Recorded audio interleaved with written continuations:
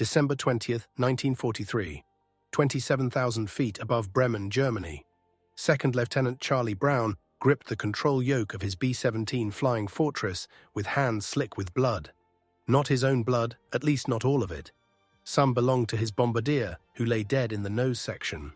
Some came from his tail gunner, whose screams had stopped 5 minutes ago. Some was from wounds Charlie couldn't even identify anymore because there was just so much blood. His aircraft, a B-17F named Ye Old Pub, was dying. 4 engines had become 2.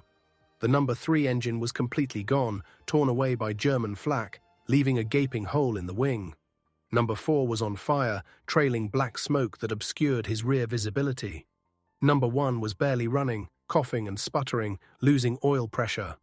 Only number 2 engine still functioned normally. The aircraft should not have been flying. The laws of physics suggested it should have fallen from the sky 10 minutes ago.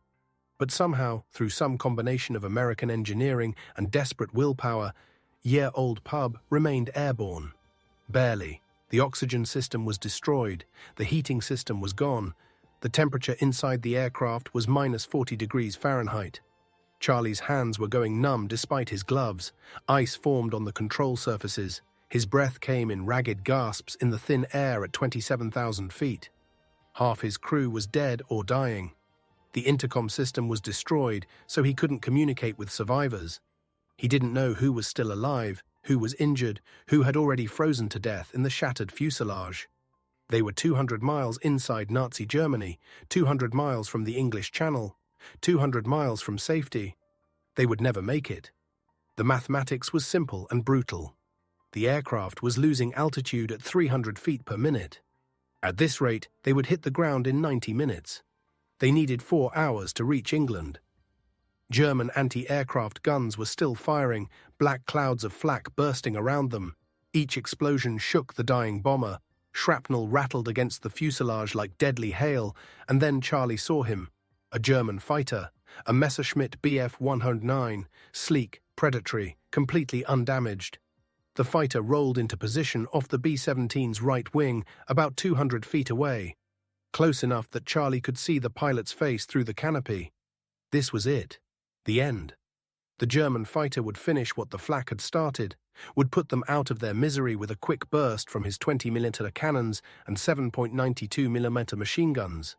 Charlie's crew would die quickly at least, better than freezing to death or bleeding out slowly as they crashed. Charlie waited for the firing to begin, but the German fighter just stayed there. Flying formation, close enough to shoot but not shooting. Just watching. For several long seconds, nothing happened. The 2 aircraft flew together through the sky over Germany, predator and prey, killer and victim, suspended in a moment that defied explanation. Then the German pilot did something completely unexpected, something that would change both their lives forever. Charles Larry Brown was born on October 24, 1922, in western West Virginia, a small coal mining town in the Appalachian Mountains. His father worked in the mines. His mother raised 5 children in a small house that barely held them all. The Brown family had little money, but they had each other, and in Depression-era America, that counted for something. Charlie was the middle child, not the oldest, not the youngest, not particularly special in any obvious way. Average height, average build, average grades in school.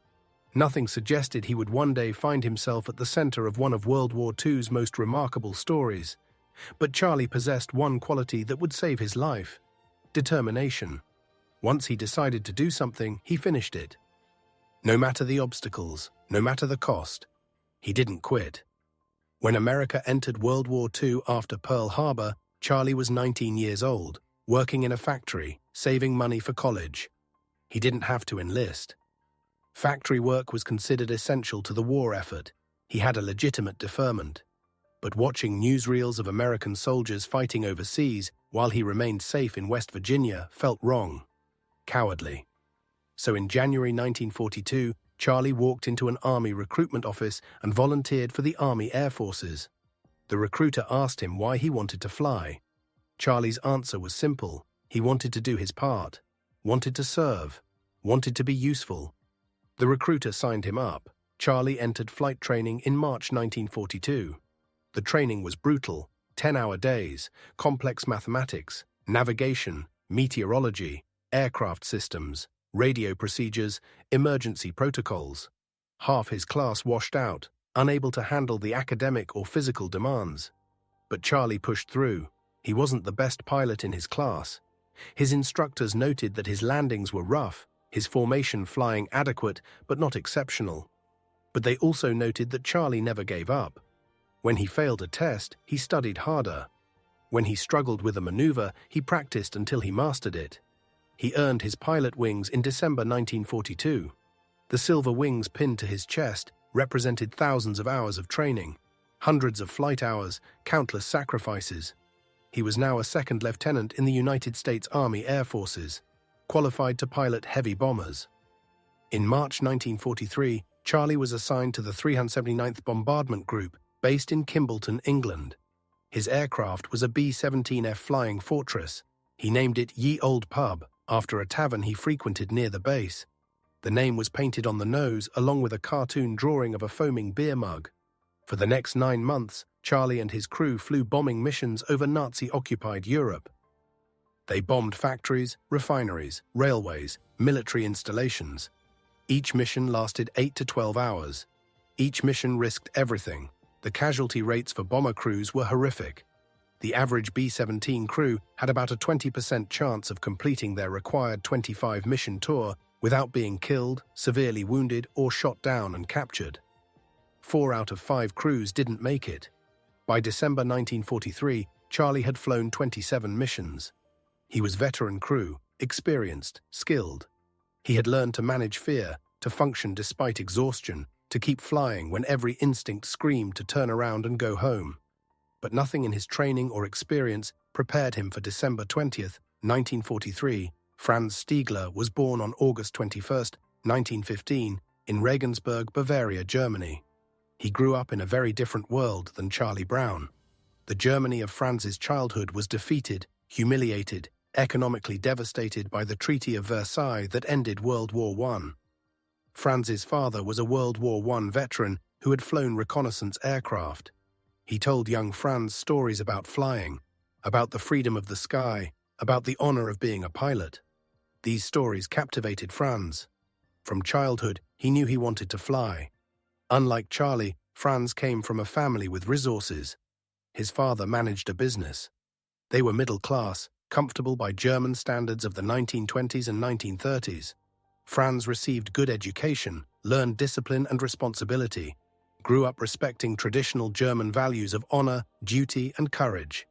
In 1935, at age 20, Franz joined the Luftwaffe, Nazi Germany's air force. This was before the war, when the Luftwaffe was still relatively small, still building. Franz's timing was perfect. He entered pilot training just as Germany was massively expanding its military aviation capabilities. Franz proved to be a natural pilot. Unlike Charlie, who succeeded through determination, Franz succeeded through innate talent. He could feel the aircraft, anticipate its movements, make it do things other pilots couldn't. His instructors recognized his gift immediately. By 1939, when Germany invaded Poland and started World War II, Franz was a fully trained fighter pilot with hundreds of flight hours. He flew Messerschmitt Bf-109s, the Luftwaffe's primary fighter aircraft. Fast, maneuverable, deadly. Franz fought in the Battle of France, shooting down Allied aircraft. He fought in North Africa, where he became an ace, earning respect and decorations for his skill and courage. He was transferred back to Germany in 1943 to defend the homeland against the growing Allied bomber offensive. By December 1943, Franz had 27 confirmed aerial victories. He was 1 kill away from earning the Knight's Cross, Germany's highest military honor. One more kill would make him a celebrity, a propaganda hero, a symbol of German military excellence. Franz flew with Jagdgeschwader 27, a fighter unit based near Oldenburg, tasked with intercepting American bomber formations attacking German targets. It was dangerous work. The American bombers flew in tight formations, their combined defensive firepower deadly. German fighters had to attack despite machine gun fire from dozens of bombers simultaneously. But Franz was skilled enough to survive. He attacked from advantageous angles, used clouds for cover, conserved ammunition, made every burst count. He was professional, efficient, deadly. On December 20th, 1943, Franz was scrambled to intercept an American bomber formation returning from Bremen. His orders were simple: shoot down as many bombers as possible. Every bomber destroyed was one less that could return to bomb Germany another day. Franz climbed to altitude, scanned the sky, located the American formation. Most of the bombers were already gone, having crossed into Allied-controlled airspace where German fighters wouldn't follow.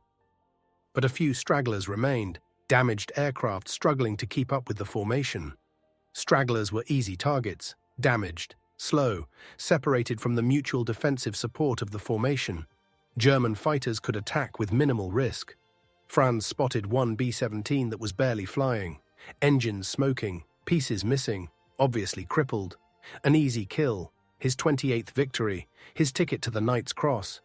He rolled in for the attack. What Franz didn't immediately understand, what took him years to articulate, was how deeply his training had shaped his values. Not just his flying skills, but his understanding of combat honor. Franz's first flight instructor had been Gustav Rödel, a World War I veteran pilot who had fought in the famous Jagdstaffel II, one of Germany's elite fighter squadrons. Rödel was old school, a man who flew when aerial combat was still governed by chivalrous codes reminiscent of medieval knights. Rödel taught Franz more than flying technique. He taught philosophy. He explained that a fighter pilot was not a murderer. A fighter pilot was a warrior who fought other warriors in honorable combat. There were rules, boundaries, lines that honorable men did not cross. Rödel told Franz a story that stuck with him. During World War I, Rödel had shot down a British aircraft. The British pilot survived the crash landing. Rödel flew low over the downed pilot, dropped a note with his address, saluted, and flew away. 6 months later, after the war ended, the British pilot visited Rödel in Germany. They became lifelong friends. That was how honorable men fought. With courage, yes. With deadly efficiency, absolutely. But also with respect for the enemy's humanity. Fighter pilots fought each other because that was their duty. But they remained human beings, bound by codes of conduct that transcended national loyalty. Rödel told Franz something that became his personal code: never shoot a man in a parachute. Never strafe survivors on the ground. Never attack an aircraft so damaged it no longer posed a threat. These were dishonorable actions. A pilot who committed them was not a warrior, but a murderer, no different than a common criminal. Franz absorbed these lessons completely. He built his identity as a pilot around them. He was a fighter pilot. He fought enemy aircraft in fair combat. He did not murder helpless men. This code would be tested on December 20th, 1943, in ways Franz never anticipated. The mission briefing began at 0400 hours on December 20th, 1943. Charlie and his crew gathered with 300 other airmen in the briefing room at Kimballton Airfield. The room was thick with cigarette smoke, nervous energy, the smell of coffee and fear. The intelligence officer pulled back the curtain covering the wall map. A red ribbon stretched from England across the North Sea, deep into northern Germany, ending at Bremen. Groans filled the room. Bremen was heavily defended. Flak guns covered every approach. German fighters swarmed the area. Previous raids on Bremen had suffered devastating casualties. The target was the Focke-Wulf aircraft manufacturing facility, one of Germany's primary fighter production plants. Destroying it would significantly reduce the Luftwaffe's ability to replace combat losses. The target was strategically critical. It was also suicide. The briefing officer explained the mission parameters. 360 B-17 bombers from multiple groups would participate. Fighter escort would accompany them part way, but the fighters lacked range to protect the bombers all the way to Bremen and back. The bombers would be on their own for significant portions of the mission. Expected enemy opposition, heavy, very heavy. Expected casualties, classified. But everyone knew what heavy opposition meant. 10% losses, maybe 15. 30 to 50 aircraft wouldn't return. 300 to 500 men would die, be captured, or be severely wounded. Charlie's crew ate breakfast in silence. Powdered eggs, toast, coffee. Nobody tasted the food. They ate mechanically, fueling their bodies for the mission ahead. At 0630 they gathered their equipment: heated flight suits, oxygen masks, parachutes, flak vests. Each man carried his personal gear, his good luck charms, his letters to family in case he didn't return. Charlie's bombardier, a young lieutenant from Ohio named Spencer Luke, showed Charlie a photograph of his fiancée. They were supposed to get married next summer. Spencer asked Charlie to make sure the photo got sent home if anything happened to him. Charlie promised. It was a promise he would keep, but not the way either of them expected. At 0700 the crews boarded their aircraft. Ye Old Pub sat on the hard stand, engines cold, waiting. Charlie conducted his pre-flight inspection, walking around the aircraft, checking for damage, looking for anything unusual. The ground crew chief reported the aircraft was fully mission-capable. All systems green. At 0755, Charlie started the engines. 4 Wright R1820 Cyclone radial engines roared to life, each producing 1,200 horsepower. The aircraft shook with barely contained power. At 0830, the first B-17s began rolling down the runway. One after another, 360 heavy bombers taking off in precise sequence, forming up over England, assembling into the massive combat box formation that gave them mutual defensive support. Ye Old Pub took off at 0847. The takeoff was routine: gear up, flaps up, climb to assembly altitude, find their position in the formation, standard procedure repeated hundreds of times in training and combat. By 1,000 hours, the entire force was assembled and heading east across the North Sea toward Germany. The flight to Bremen took 3 hours. 3 hours of sitting in a freezing cockpit, watching instruments, maintaining formation position, conserving fuel, preparing mentally for what was coming. At 12,000 feet, the crews went on oxygen. The air was too thin to breathe normally. They would remain on oxygen for the rest of the mission, breathing through uncomfortable rubber masks that left their faces marked and sore. At 25,000 feet, the temperature dropped to -40 degrees. The heated flight suits helped, but only barely. The men's faces went numb. Ice formed on the aircraft's surfaces. At 12:45 hours, they crossed the German coast. They were now over enemy territory. From this point forward, they could be attacked at any moment. The German flak batteries opened fire at 1252 hours. The sky filled with black clouds of exploding anti-aircraft shells. Each burst was a steel sphere of death, shrapnel flying in all directions, capable of shredding aluminum, tearing through flesh, destroying engines, killing men. The flak batteries fired in calculated patterns, creating killboxes in the sky that bombers had to fly through. The only defense was to maintain formation, maintain altitude, fly straight and steady, despite every instinct screaming to evade. Charlie gripped the controls and flew through the storm of explosions. Shrapnel rattled against Ye Old Pub's fuselage. A piece tore through the right wing, leaving a hole the size of a basketball. Another piece shattered a side window, filling the cockpit with -40-degree air. Through it all, Charlie kept flying, kept the aircraft in formation. That was his job. Keep flying no matter what. At 13:15 hours, German fighters attacked. They came from above, diving through the bomber formation at over 400 miles per hour, cannons and machine guns blazing. Messerschmitt Bf-109s and Focke-Wulf FW-190s, dozens of them, attacking in coordinated waves. The bomber formation's defensive fire created a deadly wall of lead. Every B-17 had 13 50 caliber machine guns. 360 bombers meant nearly 5,000 machine guns firing simultaneously. The defensive firepower was massive. But so was the German attack. Fighters swept through the formation, firing, breaking away, climbing for another pass. Some bombers fell from the sky, engines blazing, wings torn off, exploding in mid-air. Parachutes blossomed as crews bailed out of dying aircraft. Ye Old Pub's gunners fired continuously. The sound of the 50 caliber guns was deafening even through headphones. Spent brass casings clattered on the floor. The smell of cordite filled the aircraft. A Bf-109 flashed past Charlie's windscreen, so close he could see the German pilot's face.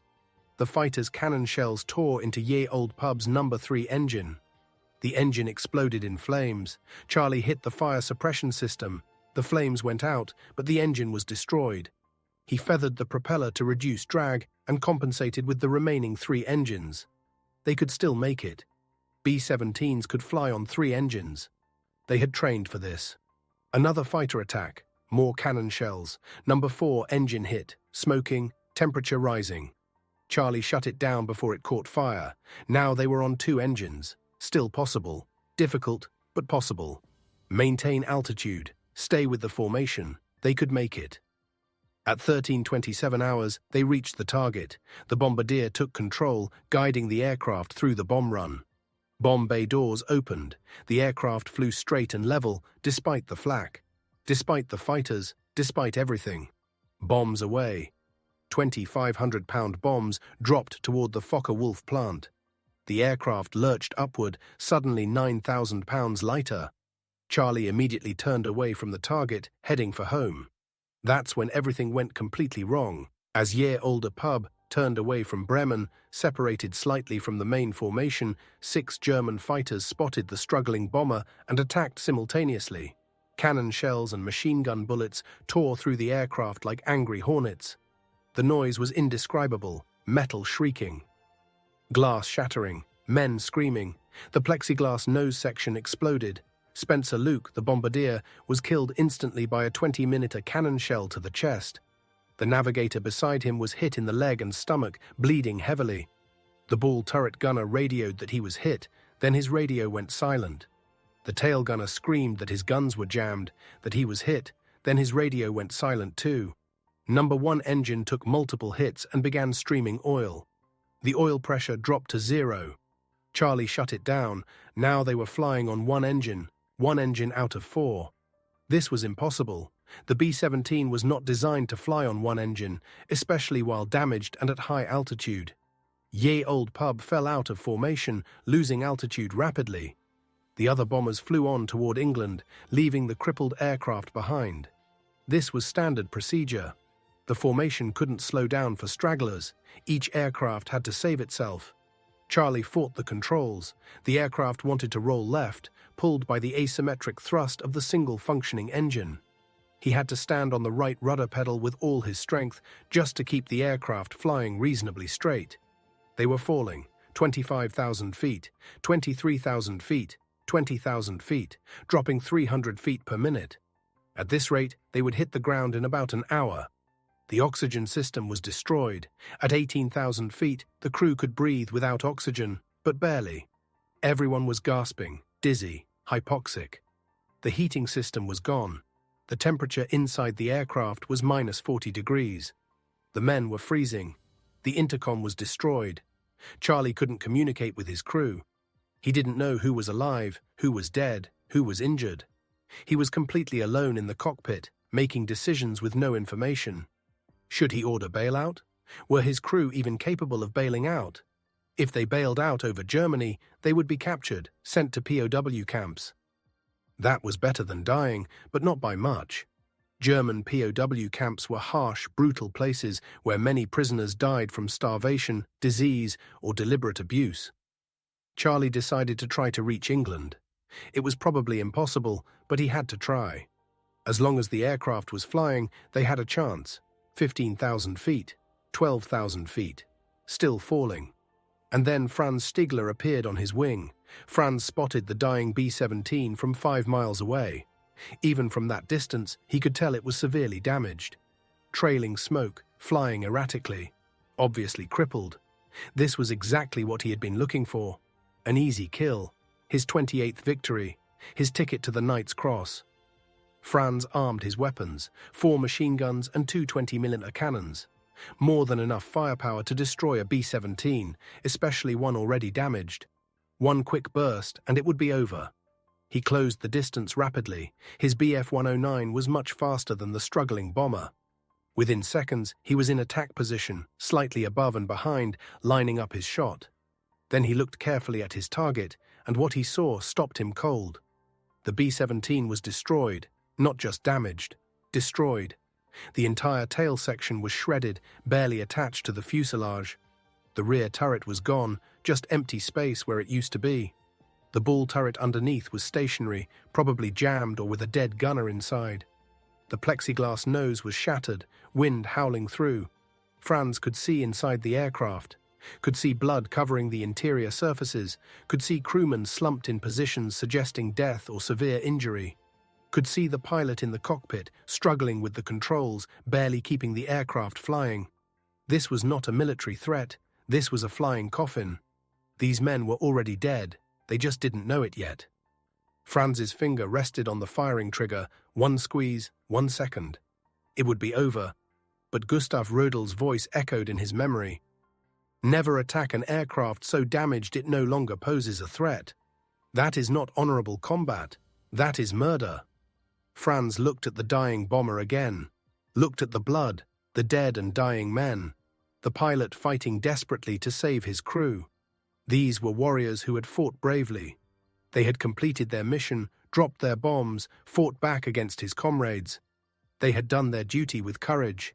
Now they were trying to get home, trying to survive. They deserved respect, not murder. Franz lowered his weapons. Franz's mind raced through the implications of what he was considering. If he let this bomber escape, he would be disobeying direct orders. German military law was explicit. Destroy all enemy aircraft, no exceptions. Letting an enemy aircraft escape was dereliction of duty, possibly even treason. If his commanders discovered what he had done, he could face court-martial, possible execution. At minimum, disgrace and imprisonment, everything he had worked for, all his accomplishments, destroyed. But if he shot down this helpless aircraft, he would become something he despised. A murderer, a man who killed defenseless victims and called it honor. He would earn his Knight's Cross, yes, but he would know the truth, that his 28th kill was not a victory but an execution. He would have to live with that knowledge for the rest of his life. Franz made his decision in less than 5 seconds. A decision that went against every order, every regulation, every expectation. A decision that prioritized honor over duty, humanity over nationalism, his personal code over military law. He would not shoot. Instead, he would do something even more dangerous and unprecedented. He would help them escape. Franz pulled his Bf 109 alongside the B-17, positioning himself off the bomber's right wing in close formation. So close that Charlie could see his face clearly through the canopy. So close they could have reached out and touched wingtips. Charlie stared at the German fighter in complete confusion. What was happening? Why wasn't the fighter shooting? Why was it flying so close? Franz looked directly at Charlie through the cockpit glass, made eye contact, held it for several long seconds. Then Franz did something extraordinary. He saluted, a crisp military salute, a gesture of respect from one warrior to another. Charlie, exhausted and confused and operating on pure instinct, returned the salute. For a brief moment, the war disappeared. They were not enemies, not American and German, not Allied and Axis. Just 2 pilots, 2 human beings, sharing a moment of mutual respect in the sky. Then Franz pointed forward, toward the North Sea, toward England. His meaning was clear. I will help you get there. Charlie understood. Somehow, impossibly, this German pilot was going to escort them to safety. Franz remained on the B-17's wing as they flew west toward the coast. His presence served multiple purposes, each more audacious than the last. First, if any other German fighters approached, they would see a Bf 109 already engaged with this target. German fighter tactics called for avoiding interference with another pilot's kill. The presence of Franz's fighter should keep other Germans away. Second, if German anti-aircraft batteries saw them, they would hesitate to fire. Their own fighter was too close. They might hit Franz instead of the bomber. The flak guns should hold their fire. Third, Franz's aircraft was undamaged, fully operational. If anything threatened the bomber, Franz could engage it, protecting the Americans until they reached safety. This was insane. Franz was risking his life to protect enemy aircraft. If his commanders discovered this, he would be executed for treason. He was flying escort for the very aircraft he was supposed to destroy. But Franz had made his choice. He would see it through. They flew together for 15 minutes. 15 minutes that felt like 15 hours. Every second expecting German fighters to attack. Every second expecting Franz to change his mind and open fire. every second expecting anti-aircraft guns to destroy them both. But nothing happened. German fighters did spot them. At least 3 times, Bf-109s approached, positioning for attack runs on the crippled B-17. Each time, Franz waved them off, gesturing that this was his kill, that they should find other targets. The German pilots, seeing a fellow Luftwaffe fighter escorting the bomber, assumed Franz was herding the damaged aircraft toward a German airfield for capture. This was sometimes done with severely damaged enemy aircraft force them to land in Germany, capture the crew, study the aircraft for intelligence. The other German fighters flew away, looking for different targets. Franz's deception worked perfectly. Anti-aircraft batteries saw them approaching and prepared to fire, but they saw Franz's Bf-109 flying close formation with the bomber. They hesitated. Why was a German fighter so close? If they fired, they might hit their own aircraft. They held fire. Franz's protection worked again. They crossed the German coast at 8,000 feet. The North Sea spread before them, grey and cold and enormous.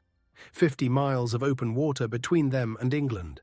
50 miles where Franz's protection would no longer matter, where Charlie's crew would have to survive on their own. Franz stayed with them to the coastline. Then he knew he had to turn back. He was already low on fuel. Flying any farther would mean he couldn't return to base. He would run out of fuel over the North Sea and crash. At the coast, Franz pulled his Bf-109 directly in front of the B-17's nose. Flew close formation where Charlie could see him clearly one more time. Franz looked at Charlie, saluted again. Then he rocked his wings twice, the universal aerial signal for goodbye and good luck. Then Franz rolled his fighter into a steep turn and flew back toward Germany. Charlie watched the German fighter disappear into the distance. He had no idea what had just happened. No idea why an enemy pilot had saved his life instead of taking it. No idea who this mysterious German was, or if they would ever meet again. Charlie's crew was dying, his aircraft was failing. But they had a chance now, a chance they would not have had without Franz's intervention.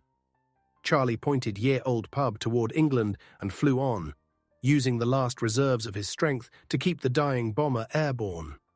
Ye Old Pub limped across the North Sea on one engine and pure willpower. Charlie maintained barely enough altitude to stay airborne. If the last engine failed, they would crash into the freezing water. They had no functioning radio to call for rescue. No one would know where to look for them. But the engine kept running, kept producing power, kept pushing them forward. After 40 agonizing minutes, the English coast appeared ahead. Charlie had never seen anything more beautiful. Land, safety, home. He headed for the first airfield he could find. It turned out to be a small RAF base near the coast, not their home field, but any runway would do. He had no radio to request landing clearance. He would just land and hope they didn't shoot him down, thinking he was a German bomber. He lined up for final approach, lowered the landing gear manually since the hydraulic system was destroyed. The wheels locked down, at least something still worked. The approach was terrifying. The aircraft barely responded to controls. Charlie had to fight every second to keep the wings level, the nose at the right angle. Too slow and they would stall and crash. Too fast and they would overshoot the runway. The wheels touched down. Not smoothly. Charlie had no brakes. The hydraulic system was gone. The aircraft rolled down the runway, gradually slowing from friction alone. They stopped just before running off the end of the runway into a field. Emergency vehicles rushed toward them, medical personnel, fire trucks, crash crews. Charlie shut down the last engine. The sudden silence was deafening after hours of engine noise. He sat in the cockpit, hands shaking, unable to move, processing that they had survived. The crew evacuated the aircraft. Those who could walk helped those who couldn't. The bombardier Spencer Luke was dead. The tail gunner was dead. The bull turret gunner had frozen to death, trapped in his jammed turret. 3 others were severely wounded but alive. Out of 10 crew members, 3 were dead, 3 were severely wounded, and 4 were injured but functional. 50% casualties. But they had survived. Against all odds, they had made it home. Intelligence officers debriefed Charlie that evening. They wanted to know everything about the mission, the route, the bombing accuracy, the German defenses, every detail. Charlie told them about the flak, the fighter attacks, the damage to his aircraft. He told them about the casualties, about barely making it back. Then he told them about the German fighter pilot who escorted them to safety instead of shooting them down. The intelligence officers looked at him skeptically. A German fighter pilot helped him, escorted him to safety, saluted him. That was impossible. It violated every principle of aerial warfare. German fighters destroyed Allied aircraft. They didn't help them escape. Charlie must be mistaken. Maybe he was confused. He had been severely hypoxic, in shock, operating under extreme stress. He probably misinterpreted what he saw. Charlie insisted. He knew what happened. A German Bf-109 pulled alongside, flew escort, protected them from other fighters and flak, saw them to the coast, then saluted and flew away. The officers made notes, but clearly didn't fully believe him. They classified the report and filed it away. The incident was too unusual to publicize. If word got out that a German pilot had shown mercy to Americans, it might undermine propaganda portraying all Germans as inhuman monsters. The official report noted that Second Lieutenant Charles Brown successfully returned his severely damaged aircraft to England, despite overwhelming enemy opposition. The report mentioned German fighters, but described them only as threats, not as helpers. Franz Stigler's actions were erased from the official record. Charlie was awarded the Distinguished Flying Cross for bringing his damaged aircraft home and saving his crew. He was given 2 weeks' leave to recover, then returned to flying duties. He completed his remaining missions without incident. In January 1944, having completed his required tour, Charlie was rotated back to the United States. He had survived. Most bomber crews didn't. But Charlie carried the memory of that German pilot for the rest of his life. He never forgot the salute, never forgot the moment when an enemy became something more than an enemy. Franz landed at his base in northern Germany with minutes of fuel remaining. He taxied to his assigned hardstand, shut down his engine, and sat in the cockpit for several minutes, processing what he had done. He had disobeyed direct orders. He had let an enemy aircraft escape. He had risked court-martial and execution. For what? For honor? For some abstract principle about not murdering helpless men? Was it worth it? Franz thought about the blood he had seen inside that B-17, the dead and dying men, the pilot fighting desperately to save his crew. These were warriors who deserved respect, not execution. Yes, it was worth it. Franz climbed out of his aircraft and reported to his squadron commander for mission debriefing. The commander asked about his patrol, whether he had engaged enemy aircraft. Franz lied. He said he had pursued a damaged B-17, but it had escaped across the coast before he could close to firing range. His ammunition counter showed he had not fired, supporting his story. The commander accepted the report without question. Failed intercepts happened constantly. The war was chaos. Not every engagement resulted in a kill. Franz's secret was safe. He never told anyone what he had done. Not his squadron mates, not his commanders, not his family after the war ended. He carried the secret for nearly 40 years, convinced that if anyone discovered the truth, they would condemn him as a traitor or a fool. Franz continued flying combat missions until the end of the war. He survived, which made him lucky. Most German pilots didn't. He ended the war with 28 confirmed victories, never earning his 29th, never getting the Knight's Cross he had been 1 kill away from earning. After the war, Franz emigrated to Canada, trying to escape the devastation and shame of defeated Germany. He worked as a commercial airline pilot, flying routes across North America, building a new life far from the war. But he never forgot that December day in 1943, never forgot the dying B-17, never forgot saluting an enemy pilot and choosing mercy over murder. He wondered sometimes about that American pilot. Had he survived? Had he made it home? Did he remember their encounter? Did he understand why a German fighter had saved him instead of killing him? Franz would wonder for 40 years before getting answers to those questions. Charlie Brown returned to West Virginia after the war. He married his sweetheart, raised a family, worked various jobs, built a normal civilian life. On the surface, he appeared to have successfully transitioned from war to peace. But inside, Charlie was haunted. He had nightmares about the mission, dreamed of blood covering the cockpit, dreamed of dead crew members, dreamed of his aircraft falling from the sky. He would wake up screaming, covered in sweat, his wife shaking him awake, telling him it was just a dream. But one dream was different. One memory was not a nightmare, but a mystery. He dreamed of the German fighter, the pilot who saluted, the enemy who became something else, something indefinable, something that didn't fit any category Charlie understood. Why had that pilot spared them? What motivated him to risk everything to help enemy airmen escape? Who was he? What was his name? Did he survive the war? Charlie told his family about the incident, his wife, his children. He told them about the impossible day when an enemy became a friend, when mercy triumphed over hatred, when one man's choice to see humanity in his enemies changed everything. His family listened, but didn't fully understand. It was just a war story. Interesting, but not particularly important to their daily lives. But to Charlie, it was the most important event of his life. More important than any mission. More important than his decorations. That moment defined everything he believed about human nature, about the possibility of honor even in war, about the choice to see enemies as human beings rather than as targets. Charlie wanted to find that German pilot, wanted to thank him, wanted to understand why he made that incredible choice, wanted to tell him that his mercy had not been forgotten, that it had shaped Charlie's entire post-war life. But how do you find one German pilot among millions who served in the Luftwaffe? Charlie had no name, no unit identification, just the memory of a face seen for a few seconds through cockpit glass 40 years ago. It seemed impossible. In the 1980s, Charlie was in his 60s, retired, with time to pursue the question that had haunted him for decades. He decided to actually try to find the mysterious German pilot. He started by writing letters to German veterans' organizations. He described the incident. December 20th, 1943, over Germany, a Bf-109 escorting a damaged B-17 to safety. Did anyone remember this? Did anyone know who the pilot might have been? Most letters received no response. Some responses were hostile Germans who resented an American asking about the war.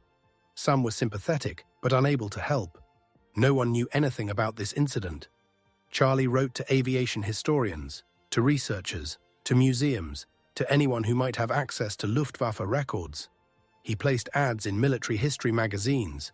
He contacted other B-17 veterans, asking if anyone had experienced something similar. Year after year, nothing. Charlie's family thought he was obsessed, wasting time chasing a ghost. The German pilot was probably dead. Even if alive, he would be impossible to find. Charlie should let it go, enjoy his retirement, stop torturing himself with an impossible quest.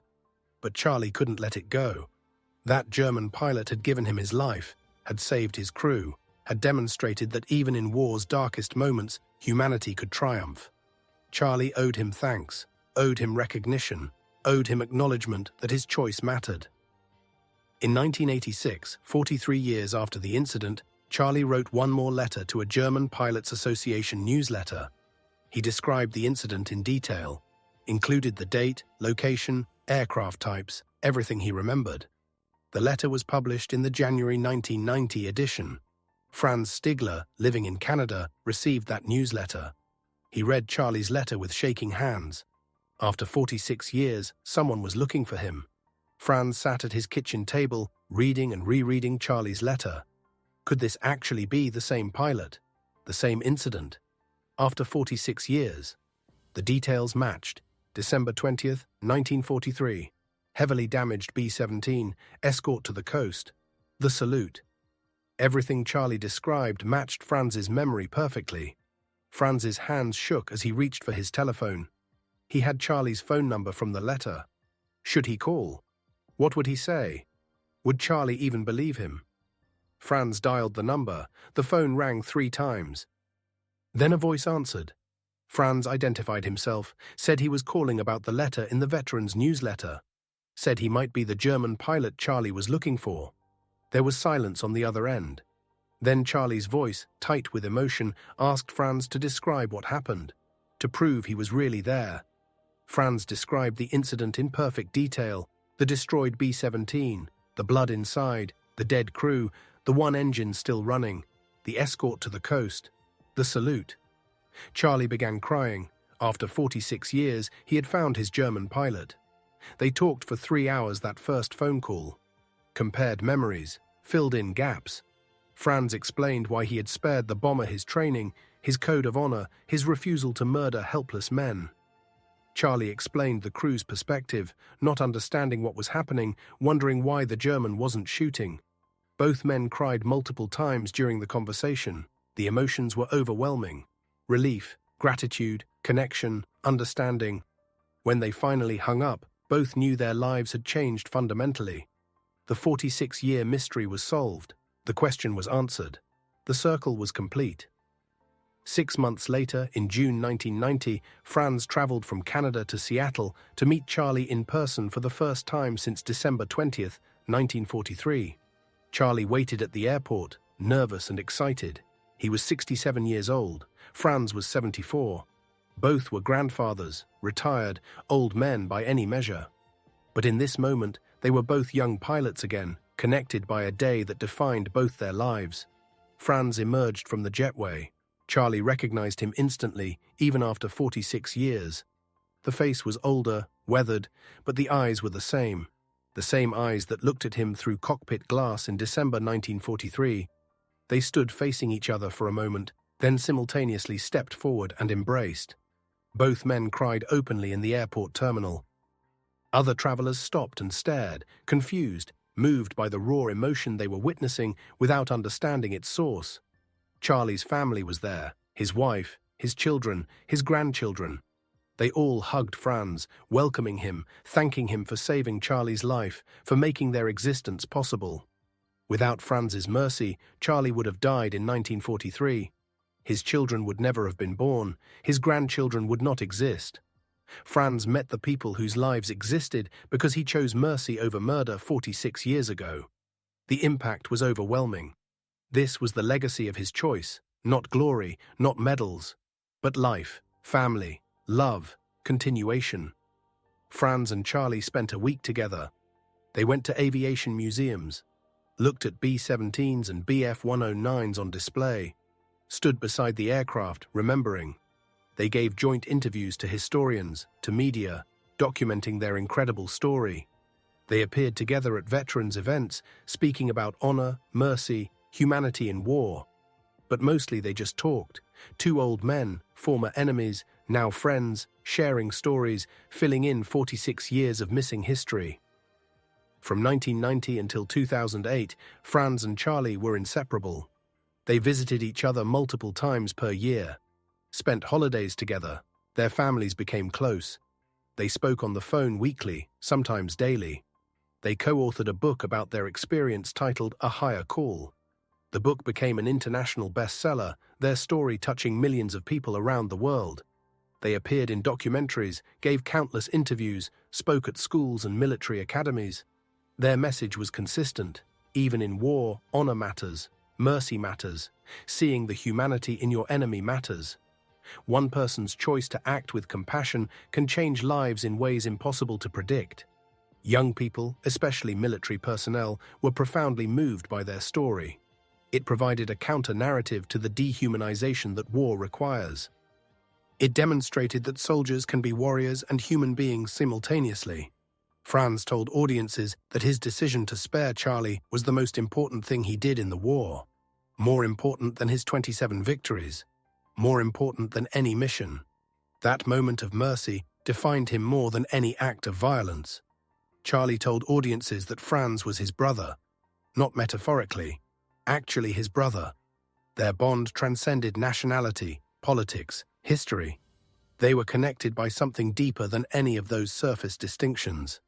In 2008, Franz Stigler died of natural causes at age 92. Charlie Brown flew to Canada for the funeral. He stood beside Franz's casket and wept openly. His brother was gone. Charlie gave the eulogy. He told the assembled mourners that Franz was the finest man he had ever known. That Franz's courage to show mercy in war exceeded any courage shown in combat. That Franz had lived according to principles that transcended nationality and made him a model for all humanity. Charlie died 3 months later, in November 2008, at age 86. He had lived long enough to find his German pilot, to thank him, to become his brother. At Charlie's funeral, Franz's family attended. They stood with Charlie's family, two families from opposite sides of history's bloodiest war, united by the connection their patriarchs had forged in the sky over Germany 65 years earlier.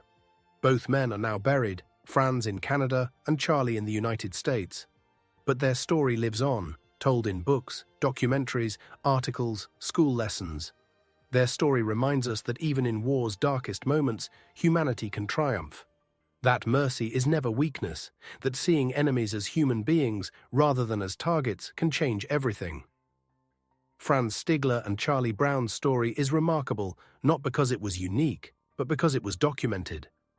Similar acts of mercy occurred throughout World War II, but most were never recorded, never publicized, lost to history. German pilots helped downed Allied airmen, Allied soldiers spared German prisoners, Soviet forces showed mercy to enemies, Japanese soldiers violated orders to help civilians. These acts happened constantly, small moments of humanity in an ocean of violence. But they were rarely acknowledged because they contradicted the necessary wartime narrative that enemies were inhuman monsters. Propaganda required dehumanization. Recognizing enemy humanity might undermine the will to fight. Franz and Charlie's story survived because both men lived long enough to find each other, to document what happened, to share it with the world. Their story became a proof that honor, mercy, and humanity can survive even in total war. The story raises profound questions about duty, obedience, and moral responsibility. Franz disobeyed direct orders. He violated military law. He could have been executed for what he did. Was he wrong to disobey? Most people answer no. Franz's disobedience was more honorable than obedience would have been. Shooting the helpless B-17 would have been legal but immoral. Sparing it was illegal but moral. This suggests that soldiers have moral responsibilities that transcend obedience to orders. That military law is not the ultimate ethical authority. That individuals must sometimes choose conscience over duty. This is a dangerous idea for militaries to accept. Military effectiveness requires obedience. Soldiers who question orders, who substitute personal judgment for command authority, create chaos and undermine military efficiency. But unlimited obedience creates its own horrors. Soldiers who commit atrocities while following orders are still committing atrocities. Following orders does not absolve moral responsibility. Franz navigated this tension through his personal code of honor. He would obey orders up to the point where those orders violated his fundamental principles. He would fight bravely, aggressively, effectively. But he would not murder helpless men. That line he would not cross, regardless of orders. This balanced approach, obedience with moral boundaries, is what modern military ethics training attempts to instill. Soldiers should follow lawful orders while retaining the judgment to refuse unlawful orders, or orders that violate fundamental human rights. Franz demonstrated this principle in 1943, decades before it became official military doctrine. Charlie Brown flew his last mission on December 20, 1943. But the most important moment of that mission was not the bombing, not the combat, not even the survival.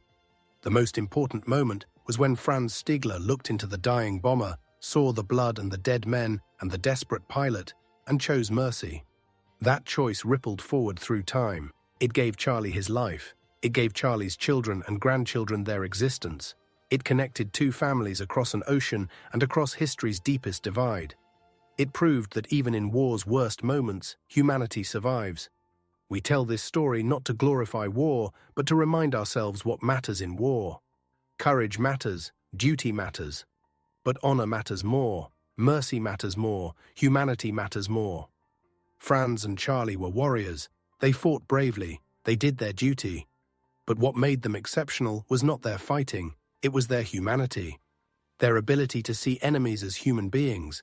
Their refusal to let war destroy their moral center. That is the lesson. That is what we remember. War tries to make us forget that enemies are people. Propaganda dehumanizes. Strategy reduces humans to numbers. Combat training teaches us to kill without hesitation. But Franz and Charlie remembered. They saw each other's humanity despite everything that should have prevented them from seeing it. And that moment of recognition changed both their lives forever. Their story endures because it gives us hope. Hope that humans can choose compassion even when everything pushes them toward violence. Hope that honor survives even in honor's darkest testing ground. Hope that enemies can become brothers. Franz Stigler and Charlie Brown, German and American, enemy and enemy, warrior and warrior, brothers.